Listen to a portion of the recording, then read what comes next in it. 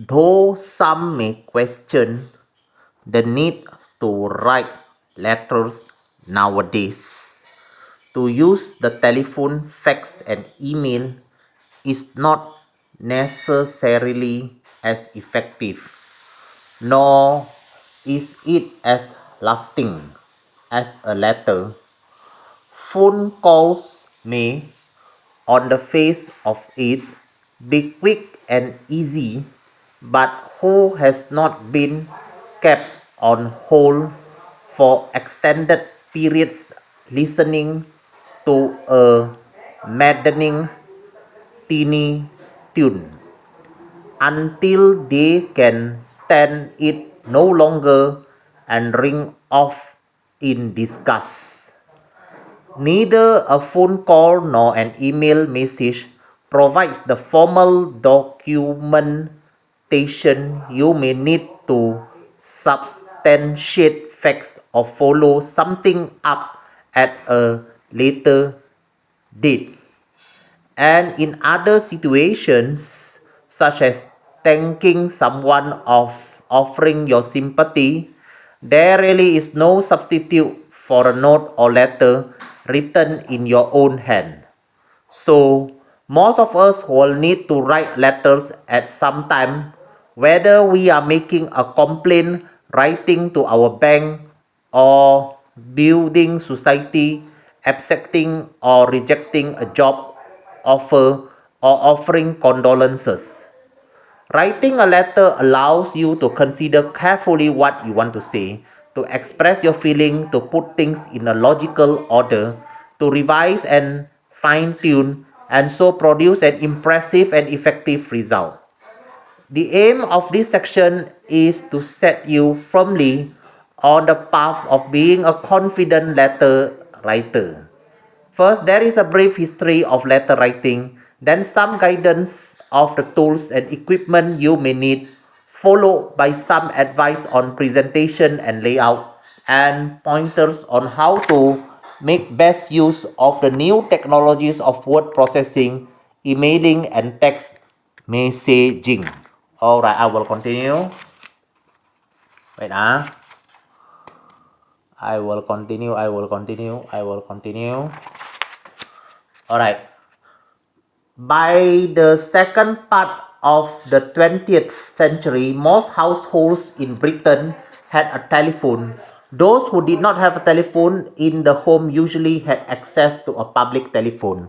The telephone and the more recent innovations of fax, email, and texting are in many ways more convenient forms of communication than letter writing because information is transferred almost instantaneously. With letter, time has to be allowed for a letter to reach the addressee and for a reply to return. The telephone has a further advantage over the letter in that you can be absolutely certain that your message has reached the person for whom it is intended. The telephone has a more informal personal advantage too. If the person at the other end of the telephone line is a lover, good friend, or family member, there is the pleasure of hearing his or her voice, a pleasure that is particularly welcome when the person is far away. If a face to face chat is not possible, the next best thing is a phone to phone one. What was and still is appreciated about the telephone is that it saves a good deal of time and effort, even when some time has to be spent thinking out what we are going to say. It is, of course, an invaluable business tool. Alright, wait. Fax machine can send and receive handwritten notes, printed text, drawing, diagrams, and photographs quickly along a telephone line from anywhere in the world. The fax machine gives the speed of delivery of the telephone while allowing the sender to consider and then write the information that they wish to convey. A fax has the immediacy of the telephone but also some of the permanence of the letter. Most fax machines can store incoming faxes in their memory and print them out later. Many machines are now multifunctional, combining printer, scanner, photocopier, and fax machine. Other multifunction fax machines have mobile handsets and even offer SMS text messaging. Faxes should always get to the person to whom they are directed, but lack of confidentiality can be a problem because the fax machine in an office is often shared. The basic message is if you want to keep information confidential, avoid the fax machine. Faxes have some other disadvantages. Fax is a shortened version of the word facsimile, and faxes are sent using a system called facsimile transmission.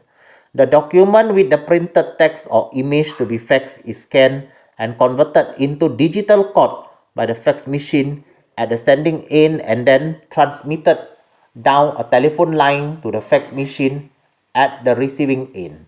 The receiving machine reconstitutes the information and produces a copy of the original. Very often, the information comes out as clear at the receiving end as it went in at the sending end. But this is not always the case, especially where the document includes fine detail. Although it is usually possible to change the resolution to improve the readability and clarity of the image, high resolution faxes takes much longer to transmit. Many individuals and businesses, especially before emailing became widespread in the 1990s, abandoned all other forms of communication in favor of the fax. Now that more and more information is stored on computer and can be sent via a broadband internet connection between computer, the fax is being used less and less. All right.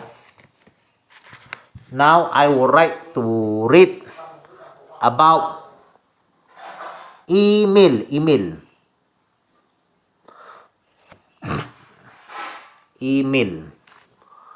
No sooner people had come to grip with the fax and the word processor when along came electronic mail, more usually known by its abbreviated name email or email.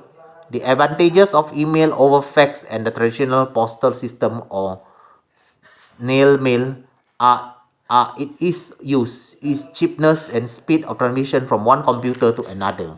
You can even keep or print out copy. In the first few years of its use, many people found email so convenient it encouraged them to communicate much more than they would otherwise have done. More recently, broadband internet service have increased the speed of transmission even further, but unfortunately, it is also now fairly commonplace to get huge volume of unsolicited email or spam, and email can carry viruses that will damage your computer. There can also be means by which identity thief gain access to your personal detail.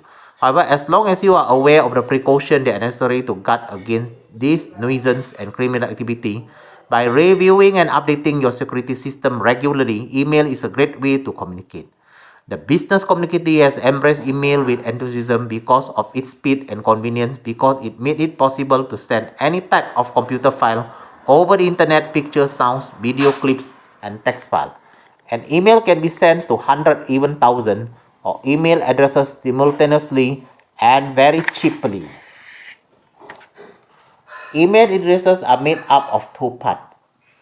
For the first part of the address, the part before the. Alright, this one I don't have to read. An email message is also made up of two parts. The header information message you type, the header informations include the sender name, email address, time, and receipt.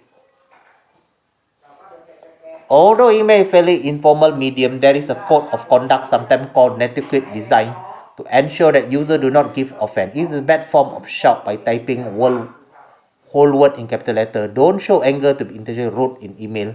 This is called flaming. Always try to put something in the subject line to give the recipient some idea of what your email is about. Check email address have been typed correctly and don't send anything confidential via email.